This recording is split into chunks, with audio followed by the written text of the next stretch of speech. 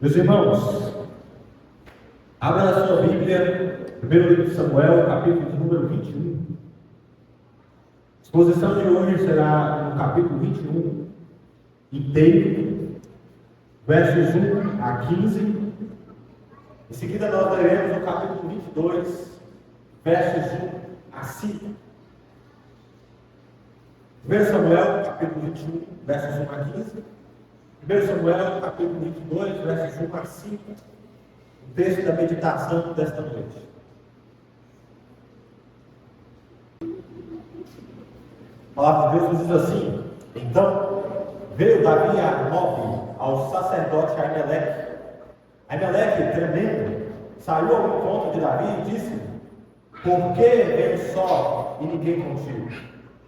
Respondeu Davi ao sacerdote Aimeleque: O rei deu-me uma ordem e me disse: Ninguém saiba por que te envio e de que te inculpo. Quanto aos homens, aos meus homens, combinei que me encontrassem em tal e tal lugar. Agora, o que tens à mão? Dá-me 5 pães ou o que se achar. Respondendo o sacerdote a Davi, disse: Não tenho pão comum à mão, há porém pão sagrado. Se ao menos os teus homens se abstiveram das mulheres. Respondeu Davi ao sacerdote e lhe disse: Sim, como sempre, quando saio à campanha, foram-nos vedadas as mulheres, e os corpos dos homens não estão imundos. Se tal se dá em viagem comum, quanto mais serão imundos outros. Deu-lhe, pois, o sacerdote o pão sagrado, porquanto não havia ali outro, senão os pães da proposição, que se tiraram de diante do Senhor, quando trocados no devido dia por pão quente. Achava-se ali naquele dia um dos servos de Saul, detido perante o Senhor, cujo nome era Doeg, edomita, o maioral dos pastores de Saul. Disse Davi a Aimeleque: Não tens aqui à mão lança ou espada alguma? Porque não trouxe comigo nem a minha espada, nem as minhas armas, porque a ordem do rei era urgente. Respondeu o sacerdote: A espada de Golias, o filisteu, a quem matasse no vale de Elá, está aqui, envolta num pano detrás da estola sacerdotal. Se a queres levar, leva-a, porque não há outra que isso não peça. Disse Davi: Não há outra semelhante, dá-me. Levantou-se Davi naquele dia e fugiu de diante de Saul e foi a Aquis, rei de Gate. Porém os servos de Aquis lhe disseram: Esse não é Davi, o rei da sua terra? Não é a este que se cantava nas danças, dizendo: Saul feriu os seus milhares, porém Davi os seus 10 milhares. Davi guardou essas palavras, considerando-as consigo mesmo, e teve muito medo de Aquis, rei de Gade, pelo que se contrafez diante deles, em cujas mãos se fundia de doido, esgravatava no postigo das portas e deixava correr saliva pela barba. Então disse Aquis aos seus servos: Bem vedes que este homem está louco, por que não trouxeste a mim? Falta-me a mim doidos, para que trouxesses este, para fazer doidices diante de mim? Há de entrar este na minha casa? Davi retirou-se dali e se refugiou na caverna de Adulão. Quando ouviram isso, seus irmãos e toda a casa de seu pai desceram ali para ter com ele. Ajuntaram-se a ele todos os homens que se achavam em aperto, e todo homem endividado, e todos os amargurados de espírito, e ele se fez chefe deles, e eram com ele uns 400 homens. Dali passou Davi a Mispa de Moabe, e disse ao seu rei: Deixa estar meu pai e minha mãe convosco, até que eu saiba o que Deus há de fazer de mim. Trouxe-os perante o rei de Moabe, e com este moraram por todo o tempo que Davi esteve neste lugar seguro. Porém, o profeta Gade disse a Davi: Não fiques neste lugar seguro, vai e entra na terra de Judá. Então Davi saiu e foi para o bosque de Herete. Que Deus nos abençoe na leitura e na exposição da sua palavra. Os irmãos, hoje o nosso sermão vai falar sobre desespero. Muitas circunstâncias desesperadoras nos levam a tomar decisões impensáveis. Então, por exemplo, Dificilmente você cortaria fora o seu próprio braço, a não ser que você estivesse em uma situação de muito desespero. Só para ilustrar, em 2003, Aaron Heston, um alpinista norte-americano, resolveu escalar um cânion em Utah, nos Estados Unidos. Um cânion são aqueles desfiladeiros que nós vemos nos filmes americanos, com paredes estreitas que se estendem por quilômetros e podem atingir uma profundidade muito grande. O mais famoso deles é o Grand Canyon. Enquanto Aaron escalava um desses canyons, uma pedra com cerca de 500 quilos rolou e prensou o seu braço. Ele ficou preso. Ele ficou preso pelo braço por 5 dias, pensando que não daria para escapar. Ao 5º dia, ele foi obrigado a beber a sua própria urina para matar a sede. A essa altura, o desespero bateu em Aaron. O relato diz que ele escreveu o seu nome, a sua data de nascimento, uma mensagem final para a sua família e a data da sua morte na parede daquele cânion. Ele entregou os pontos, achando que ele morreria naquela noite. Porém, no outro dia, quando ele acorda, ele vê que ele está vivo. Aaron toma uma decisão de desespero. Ele pega um canivete que estava dentro da sua bolsa, ele faz um tipo de torniquete e então ele começa a amputar o seu próprio braço. Aaron precisou de cerca de 1 hora para cortar o seu braço. Então ele escapa, mas ainda precisava voltar para o seu carro. Então ele escapa o cânion com um braço apenas, e ele caminha debaixo do sol escaldante até ser encontrado e salvo. Isso foi tão dramático que se transformou na história do filme. Você pode assistir essa história no filme chamado 127 Horas. Meus irmãos, a história de Aaron é apenas uma ilustração, mas ela nos mostra o que nós somos capazes de fazer diante do desespero. Circunstâncias de desespero nos levam a tomar decisões desesperadas. Agora, o meu ponto é que o desespero revela quem nós somos. Situações desesperadoras nos mostram muitas vezes os nossos pecados. É sobre esse tipo de desespero que nós vamos meditar. Davi, então, o nosso Aaron, ele era um jovem corajoso e de temperamento frio. Enquanto ele morou com seu pai, Davi foi pastor de ovelhas. E o que destacava não era a força da sua aparência, mas a força do seu caráter. Quando Golias insultou os exércitos de Israel, Davi teve a atitude que ninguém entre os soldados teve. Ele teve a coragem de enfrentar um inimigo que era 2 vezes maior que ele, porque Davi tinha um caráter piedoso. E isso levou Davi à corte de Saul e tornou ele um servo valioso do rei. Além de ser capitão de parte do seu exército, ele acalmava Saul como um espírito maligno o atormentava. Porém, Saul ficou com tanta inveja dos feitos de Davi, das canções que eram cantadas a ele, que ele passou a invejar. Ainda assim, Davi permaneceu um servo fiel. Até aqui, meus irmãos, nós vemos um Davi firme, um Davi com pouca hesitação. Porém, as situações mudam um pouco quando Saul começa uma campanha de perseguição contra ele. Talvez o que me amedrontasse Davi fosse a solidão que a perseguição trouxe. Mesmo consolado por Jonatas, no capítulo 20, como nós vimos no último sermão, nós veremos que a solidão e o desespero foram capazes de afetar a sua estrutura. Porque circunstâncias desesperadoras mexem, afetam a estrutura de qualquer um. Davi não é exceção. Então hoje nós vamos ver o Davi vacilante. Nós veremos hoje um Davi que mente, um Davi que busca atalhos e que até se omite diante das suas responsabilidades.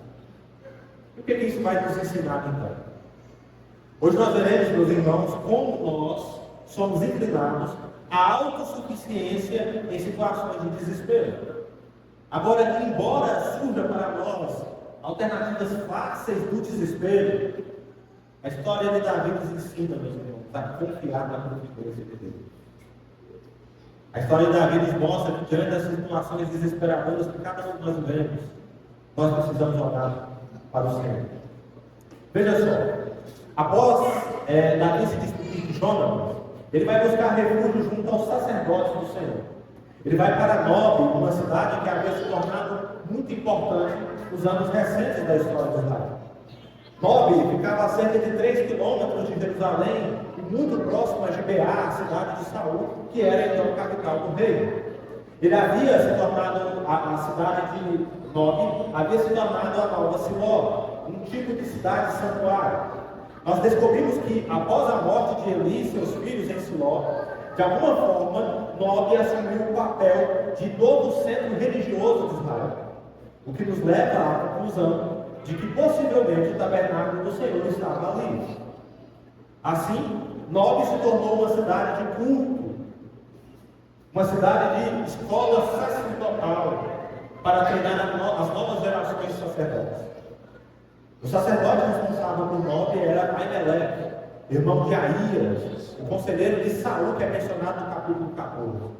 O que faz de Aimeleque um possível aliado de Saul. Aimeleque e Aías eram bisnetos de Eli, aquele sacerdote que a sua casa havia sido rejeitada por Deus. E dado que Nob era muito próxima de Gibeá, é plausível supor que Aimeleque já estivesse ciente da tensão que existe entre Saul e Davi. Por isso, quando Davi chega, Aimeleque treme de medo ao povo. Imagine a situação: o líder da escola sacerdotal morreu diante do inimigo declarado, Saul. Isso dificilmente vai terminar bem e não vai mesmo. Davi estava sendo perseguido por Saul. Ainda assim, Nob parecia ser o lugar menos perigoso para se refugiar naquele momento. Ele age com certo desespero e ele passa a falar um discurso mentiroso a Aimeleque. Ele mente para Aimeleque. Ele diz que estava a serviço do rei em uma missão secreta e que os seus homens estavam esperando ele, o que evidentemente não era verdade. Davi estava tomando uma atitude de desespero, por isso ele mente. Um detalhe importante é que, segundo o versículo 7, havia ali em Nob um homem chamado Doeg, que era lacaio de Saul. Ele estava ali para oferecer sacrifícios, e ele testemunha tudo o que está acontecendo. Doeg era informante de Saul, e a sua presença vai trazer consequências trágicas para a história de Nob. Além de abrigo, Davi precisava de mantimentos e armas, porém, segundo o texto, o único alimento possível era os pães da proposição, também chamados de pães da presença. Os pães da presença eram 12 pães sem fermento, que deveriam ser colocados diante da arca do Senhor sobre uma mesa de ouro. Eles representavam as 12 tribos de Israel e simbolizavam a aliança de Deus com o seu povo. Os pães da presença ensinavam que Israel estava continuamente diante do Senhor, perante Deus. Esses pães eram trocados a cada sábado. Por serem santos, apenas os sacerdotes podiam comê-los. Ainda assim, há aqui uma ação providencial de Deus. Em Mateus 12, Jesus faz uma referência a esse episódio e diz que a atitude de Aimeleque foi um exercício de misericórdia, baseado no espírito da luz. Outro ponto relevante é a mentira de Davi, ao dizer que ele estava acompanhado, que os seus soldados estavam ali por perto, mas na verdade não estavam. Ele vai dizer que os seus homens, inclusive, estavam ritualmente puros. Então Aimeleque consente com o pedido de Davi, e então ele dá os pães da proposição ainda quentinhos, fresquinhos da hora. Davi também pede uma arma, pois, como nós sabemos, armamentos eram raros naquela época. Ele volta a mentir, dizendo que por causa da urgência da missão, ele não teve tempo de pegar a própria espada. E a resposta de Aimeleque revela algo surpreendente. Ele entrega a Davi, não é qualquer espada, mas a espada de Golias. Essa espada era mais do que uma arma. Essa espada era um lembrete da fidelidade de Deus, da provisão de Deus em meio ao desespero. Então perceba, meus irmãos, a entrega dos pães da presença e da espada de Golias a Davi tem um profundo significado. Deus estava mostrando que ele não havia esquecido Davi em meio à perseguição. A espada nas mãos o fazia recordar que era o Senhor que lutava por ele, como sempre foi. O mais espantoso, tudo isso acontece no dia de sábado, o dia do descanso. Davi estava sendo lembrado de que o Senhor é aquele que provê não apenas proteção e sustento. O Senhor provê descanso para as almas aflitas no tempo do sofrimento. O que isso pode nos ensinar? Situações de desespero, meus irmãos, não validam nossas mentiras. Às vezes, parece que as circunstâncias forçam o nosso erro, como se nós fôssemos obrigados. Então nós fazemos como Davi fez. Nós mentimos, nós manipulamos, nós tentamos dar um jeitinho, e depois nós justificamos tudo isso, dizendo que a situação nos obrigou. O problema, meus irmãos, é que nós acabamos nos acostumando com isso. E muitas vezes, as nossas mentiras trazem consequências irreparáveis. Mentir tem peso. A graça do texto para nós é que o Senhor, Deus, providenciou o pão sagrado e a espada de Golias para Davi. Deus mostrou a ele que, apesar das circunstâncias, nós não precisamos mentir. Deus permanece presente. Ele continua provendo, embora nós perdamos. Deus não aprovou a mentira de Davi. Prova disso é que, quando nós lemos o capítulo 22, nós vamos ver que isso teve uma consequência de alto custo. Por isso o Senhor está nos ensinando que, diante do desespero, nós não precisamos recorrer à mentira para facilitar as coisas. Diante da mentira, o que nós precisamos lembrar é, na verdade, da verdade. Nós precisamos da verdade de Deus. E a verdade de Deus para nós é que, em meio ao desespero, Deus continua provendo. Talvez você esteja carregando um fardo pesado. Talvez você esteja fugindo do seu saúde, ou no meio do desespero esteja recorrendo à mentira como fez Davi. Mas a palavra de Deus nos mostra que o Senhor provê. Ele faz conosco aquilo que ele fez com Davi. O Senhor transforma o ponto da presença em um lembrete de que Ele nos sustentará no meio do caos. Deus nos lembra do que Ele já fez quando mostra para nós como Ele nos livrou. E quando o desespero nos alcança, meus irmãos, e nós estamos cansados, o Senhor proveu o descanso para nossas almas. Deus proveu. Nós não precisamos de mentiras para isso. Nós não sabemos ao certo o que passou pela cabeça de Davi diante daquela situação. Ele sai para fora, ele busca refúgio na cidade de Gate. Se você se lembra bem, Gate era a cidade de Golias. Lembra? Golias, o filisteu? Ou seja, Davi procurou abrigo justamente entre os filisteus, que eram inimigos de Israel. Gate era uma das 5 principais cidades filisteias e era governada por Aquis. Vale destacar que Davi percorreu cerca de 50 quilômetros a sudoeste de Nob para chegar até lá. Um baita esforço. Essa decisão de Davi revela algumas possibilidades. Ou ele estava muito confiante de que realmente ele encontraria abrigo, ou então ele está profundamente desesperado, a ponto de se refugiar entre os seus inimigos. O ponto é o segundo. Ele está desesperado por ser fora. Certamente a presença de Doeg e Nob é um sinal de alerta, porque nós sabemos que Saul tinha olhos por toda parte. Agora, para Davi, Saul não tinha olhos entre os filisteus. Uma explicação plausível é que Davi tenha considerado a possibilidade de se tornar mercenário e realizar algumas pequenas incursões militares para os filisteus. Afinal, agora ele era um guerreiro experiente. Davi portava a espada de Golias. Ele era um guerreiro destemido. Só que o seu plano não dá certo. A sua estratégia vai com o rabo. Quando ele se apresenta a Aquis, Davi é rapidamente reconhecido por ele. Os oficiais de Aquis chegam a afirmar que ele é o rei de Israel. Isso é curioso, porque a fama de Davi se havia se espalhado entre os seus inimigos. Afinal, ele havia vencido inúmeras batalhas contra os filisteus, e ele era reconhecido como um homem que matou o gigante de Gade, Golias. Os oficiais sabiam até mesmo das canções compostas em sua homenagem, que exaltavam o que Davi fez, matando os filisteus.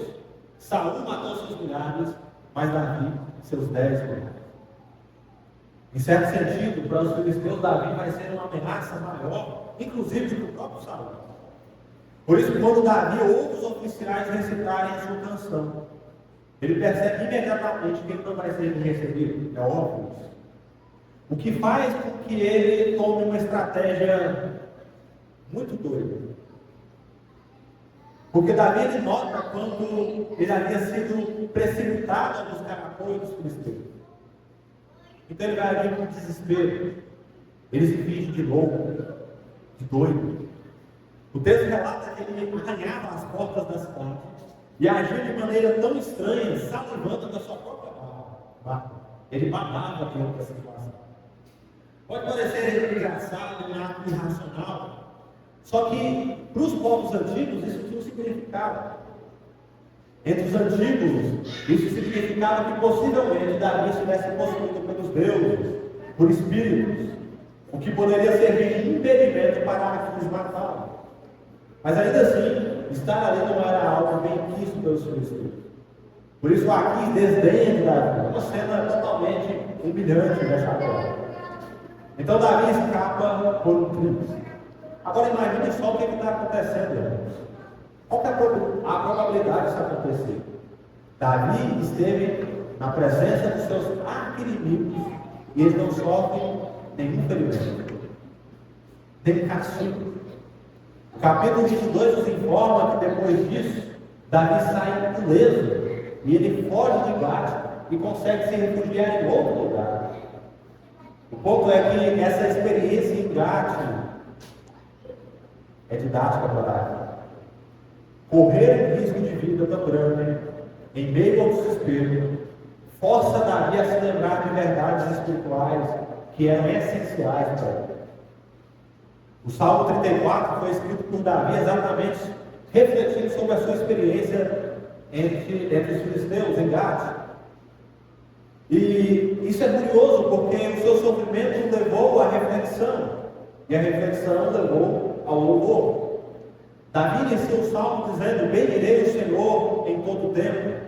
E ele diz: gloriar-se-á o Senhor, no Senhor a minha alma.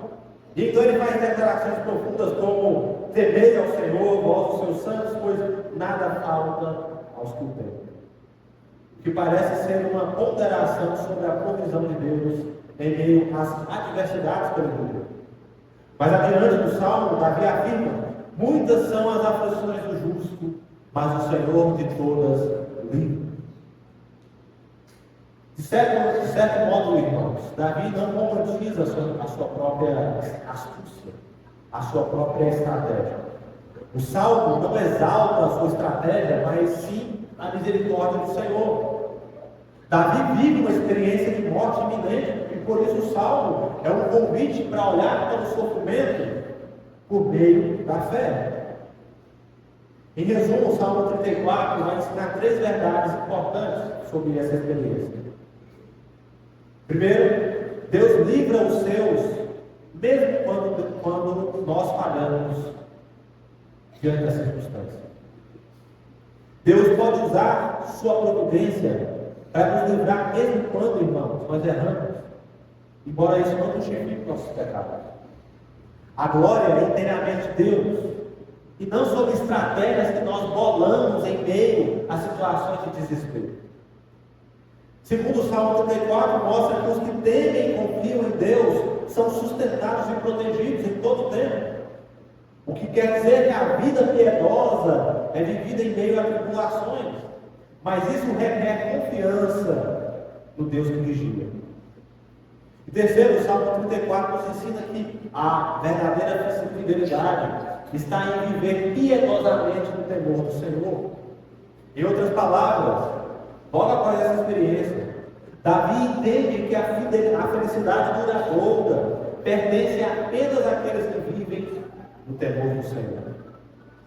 Pertence àqueles que vivem em retidão e independência de Deus.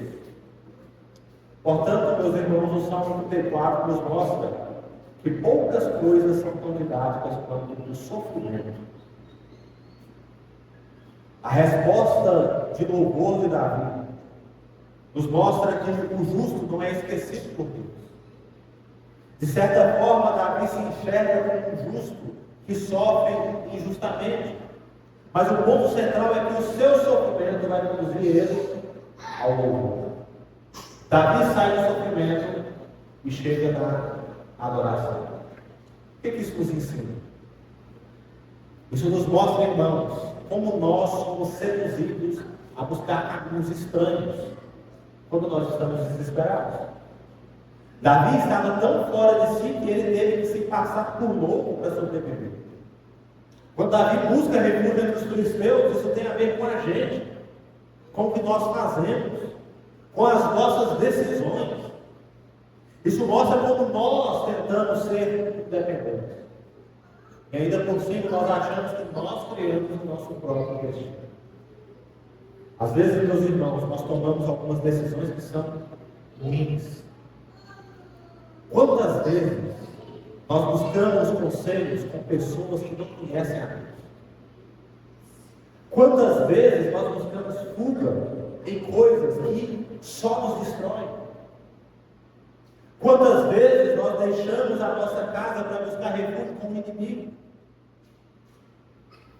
O ponto é que diante das pressões, facilmente nós nos distanciamos do Senhor e esquecemos que a nossa salvação está nele. A nossa esperança está em Deus. E aí, às vezes, a gente tem que cair do cavalo para se lembrar de quem Deus é. Davi nos ensina que o sofrimento, muitas vezes, é importante para nos reconduzir ao Senhor.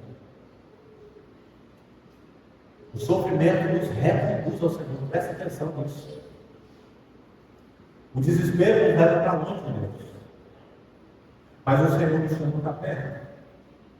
E o sofrimento é curiosamente importante para requerer de nós a resposta certa que nós precisamos dar. O reconhecimento da nossa dependência de Deus.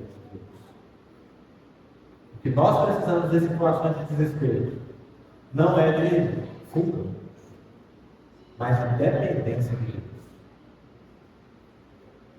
Terceira cena, nós percebemos que à medida que Davi foge de Saul, as opções de refúgio que ele tem se tornam cada vez mais raras.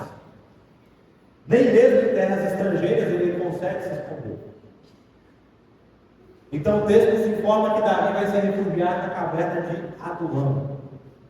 De acordo com Gênesis capítulo 38, verso 1, e Josué capítulo 12, verso 15, Adulão havia se tornado uma cidade desértica.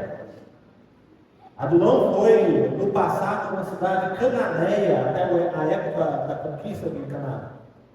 Provavelmente era uma cidade fortificada que ficava entre as colinas, em algum lugar entre Gate e Belém. A região de Adulão era conhecida por ter cavernas, o que facilmente oferecia para Davi um abrigo natural. Por isso a escolha de Davi parece estratégica. Parece que ele está tomando uma decisão boa. Ele vai para uma terra esquecida, próximo da sua terra natal, uma região importante que ele conhecia bem, e que aparentemente ele se sente mais seguro. O que, de certa forma, representa alguma vantagem para ele. Mas ao mesmo tempo, isso sugere que Davi não vê como uma opção segura retornar para sua casa. Embora ele estivesse perto de Belém, refugiar-se ali poderia provocar um ataque de Saul à sua própria cidade. O texto não explica como, mas a família de Davi é informada sobre a sua localização. Então eles deixam Belém e vão ao encontro dele em Adulão. O que demonstra que Davi sabe que Belém já não era segura para sua família. Em seguida, algo totalmente providencial acontece. O grupo se junta a Davi na caverna. Cerca de 400 homens, sem mencionar homens ou mulheres. Pessoas que, segundo o texto, estavam em aperto, endividadas e amarguradas de espírito. Gente esquecida. Pessoas sem refúgio. Ovelhas sem pastor. Então Davi não apenas acolhe elas, mas Davi se torna o líder desse grupo. Mais uma vez, Davi recupera uma posição pastoral. Davi reúne em torno de si as ovelhas perdidas da casa de Israel. O que também serve para mostrar a Davi que no deserto e no esquecimento, ele ainda era lembrado. Agora, essas pessoas vão ao seu encontro não para consolar Davi, essas pessoas vão para serem consoladas por ele. O que isso faz com Davi? Isso fortalece Davi. Parece que isso era o que faltava para colocar na sua cabeça no lugar. Então Davi leva seus pais a uma cidade chamada Mispa de Moabe. Talvez você possa se lembrar, mas Davi era descendente de Moabitas. A sua avó era Ruth de Moabe. O texto diz que ele entrega seus pais ao rei de Mispa, pois ele não sabe o que pode acontecer. E a frase dita por Davi é reveladora. Até que eu saiba o que Deus há de fazer de mim. Essa frase mostra o que nós precisamos. Davi precisava ouvir a voz de Deus. Davi estava exausto, em fuga, e há muito tempo Davi não ouvia a direção do Senhor. Entretanto, mais rápido do que ele poderia imaginar, o texto mostra que Deus fala. O Senhor levanta o profeta Gade para falar com Davi. Gade se torna o sinal da voz de Deus em meio à crise dele. É possível que ele tenha se tornado um conselheiro para Davi, inclusive. Nós não sabemos muito sobre esse profeta, mas de acordo com 1 Crônicas, capítulo 29, verso 29, Gade foi um dos cronistas que registraram a história do reinado de Davi, que faz dele uma testemunha do reinado dele. E a mensagem de Gade é, de certo modo, intrigante. Saia desse refúgio e volte. Vá para a cidade. Davi, então, vai para outro local, mostra que relege. E aí a história continua depois. Talvez o ponto central, irmãos, não seja o porquê da mudança de um esconderijo para outro, mas sim o fato de que, em meio ao desespero e à solidão, Deus nos responde com a sua presença e com a sua voz. Deus manda para junto de Davi, a sua família e pessoas que, assim como ele, eram renegadas. E no meio disso o Senhor fala. O que isso tem a ver conosco? Meus irmãos, isso nos ensina que nós não precisamos de fuga para amenizar o nosso desespero. Às vezes o que nós precisamos é ser confrontados com os nossos deveres. Preste atenção nisso. Às vezes o que você precisa é ser confrontado. Tem momentos que o fardo pesa para nós e tudo que a gente quer é ser esquecido. É esquecer tudo. É abrir mão de fatos que Deus colocou para nós e ficar de molho. Mas aí, em meio ao furacão, Deus fala e nos lembra do significado e do propósito do serviço, do amor ao outro. Deus manda pessoas para a gente cuidar. E aí o Senhor lembra para nós, inclusive a igreja, que nós somos uma comunidade do cuidado, do amor do próximo, da entrega. Por que Deus faz isso, irmãos? Porque o desespero nos leva muitas vezes a abrir mão de responsabilidades que foram postas sobre nós. Davi ficou tão desesperado ao ponto de talvez abdicar da ideia de que ele é ungido do Senhor. A falta de propósito nos quebra, assim como quebrou Davi. E como que Deus resolve isso? Deus manda pessoas para serem cuidadas e lembra Davi que o rei deveria ser um pastor sobre o povo. Então, quando Gade diz a Davi para voltar para ajudar, é uma maneira do Senhor dizer que Davi precisava voltar à função que o Senhor ungiu para ele. Ele deveria ser o rei, e diz que Davi não poderia fugir. Deus chama a responsabilidade. Então, o que nós aprendemos até aqui? De uma maneira objetiva, meus irmãos, o nosso texto nos ensinou algumas posturas que nós podemos ter em meio ao desespero. Davi tem 3 delas que nós fazemos. Presta atenção nisso. Ele mentiu para buscar proteção. Ele buscou um atalho achando que ele teria fuga. E o seu desespero levou no fim à omissão. A sua mentira. Então o que a gente viu? Nós aprendemos que diante do desespero, nós precisamos da verdade e não da mentira. A perseguição faz com que Davi abrisse mão de coisas que ele havia assumido no início da sua carreira. Coisas que eram parte da identidade dele, são colocadas de lado. Ele abre uma concessão para o livramento. Ele pensa que mentir a Elimeleque daria uma oportunidade para ele se safar por algum tempo. Mas aí Deus responde com os pães da presença, para lembrar que ele havia se esquecido da verdade. E Deus proveu. Sempre foi assim. Essa é a verdade que não deveria ter sido esquecida. Deus proveu. Nós aprendemos que o sofrimento nos lembra da nossa dependência de Deus. E isso, irmãos, nos ensinou que os caminhos estranhos que nós tomamos só expõem a nossa tendência em sermos autossuficientes. Davi ficou tão desesperado que ele acreditava que os filisteus iriam livrá-lo de Saul. Olha a insanidade. E a reação de Davi é uma grande ironia, porque fingir de novo só mostrou a insanidade do seu plano. Mas quando Davi tem a oportunidade de refletir sobre o que Deus fez, ele louvou ao Senhor.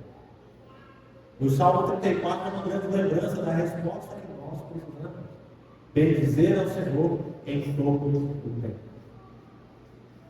Nós aprendemos também que o que nós precisamos para lidar com o desespero não é a fuga, mas sermos confrontados com os nossos deveres, responsabilidade.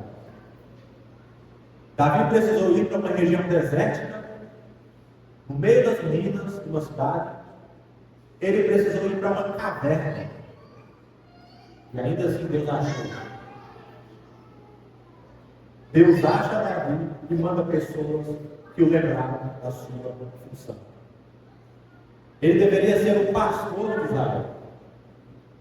Isso nos ensina que o desespero nos leva a abrir mão de responsabilidade.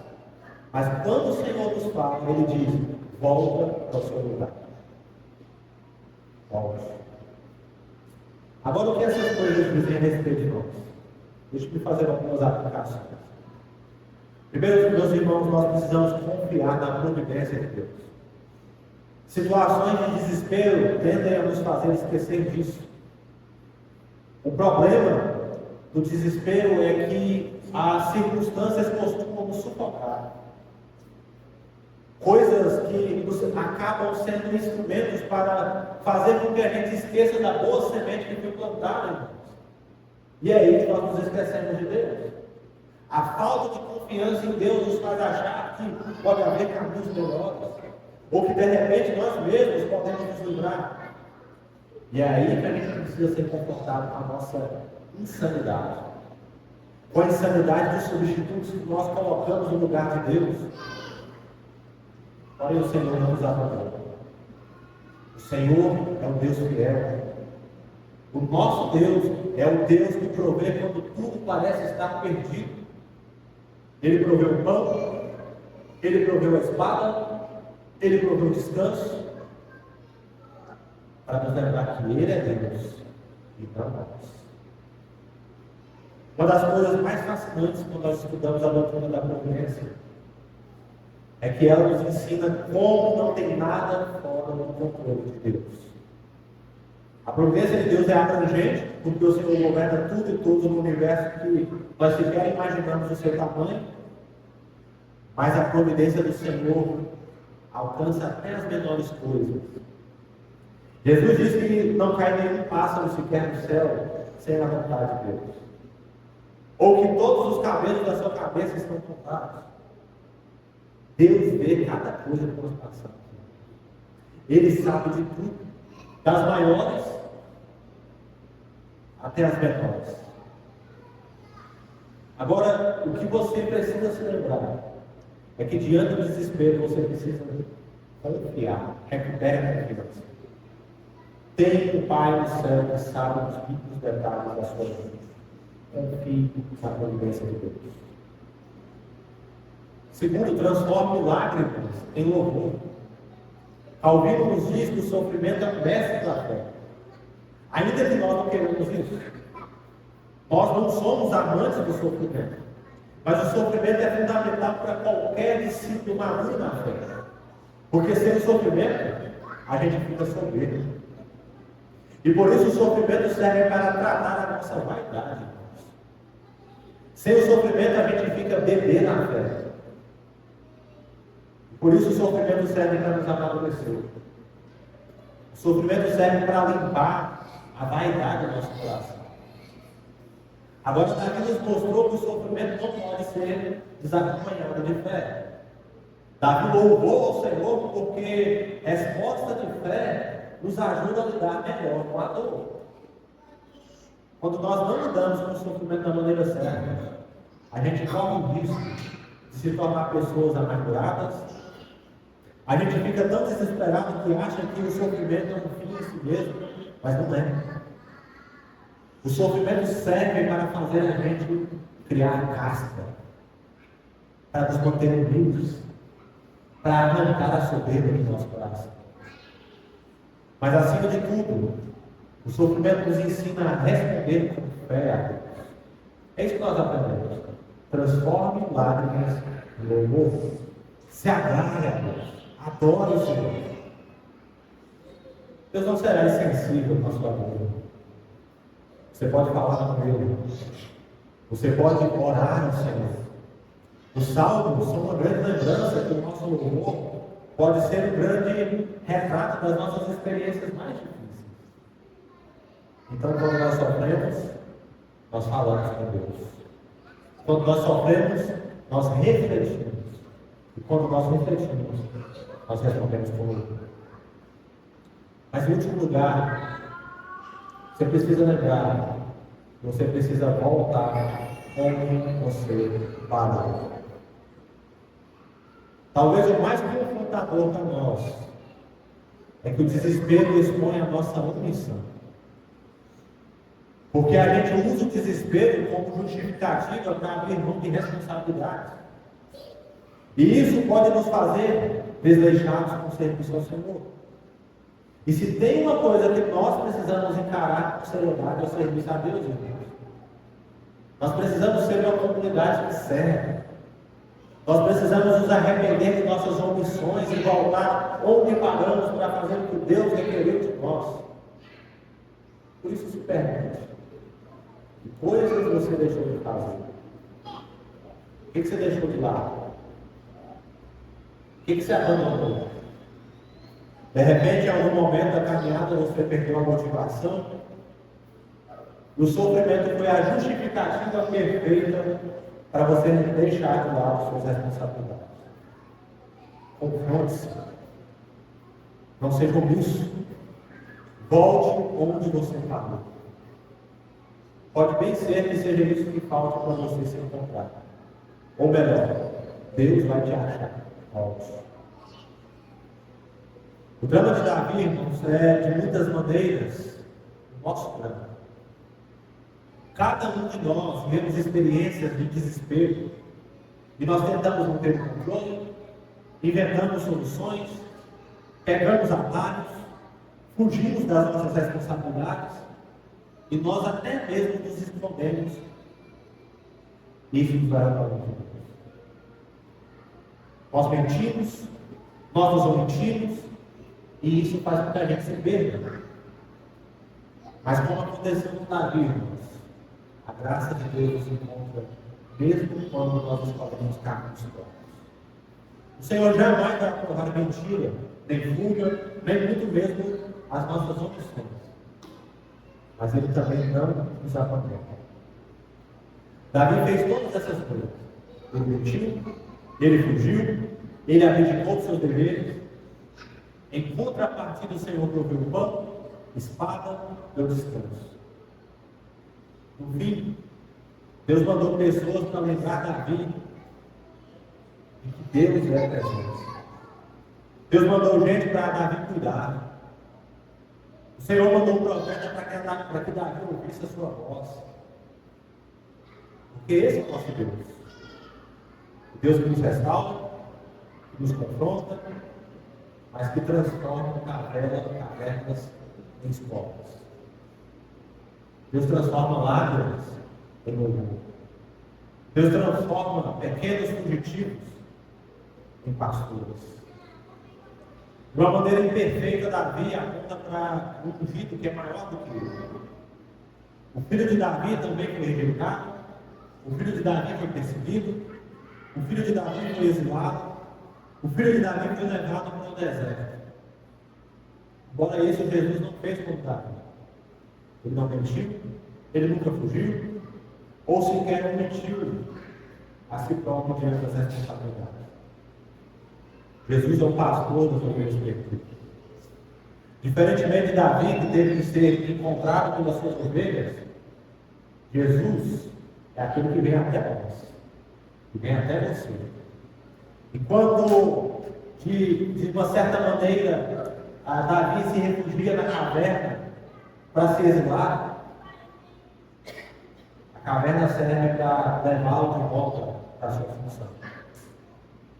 Cristo saiu do túmulo para conquistar e consumar a sua salvação. E a morte e a ressurreição de Jesus é a morte do desespero.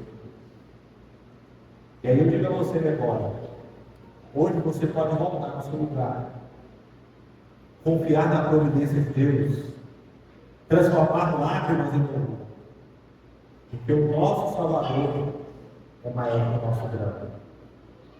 Ele é maior que o desespero. Ele é a fuga correta. Uma diferença que nós precisamos ter é que Deus não é rota de fuga. Deus é refúgio. Deus não é caverna, Ele é fortaleza. Ele não aparece só quando nós precisamos. Ele é presente em todos os momentos. A provisão dele não é apenas para momentos miraculosos. A providência dele é para todos os momentos. Ele provê quando temos pouco. Ele provê quando temos muito. Ele provê quando tudo está bem. Deus provê quando tudo está mal. Deus é presente. Olha, Senhor.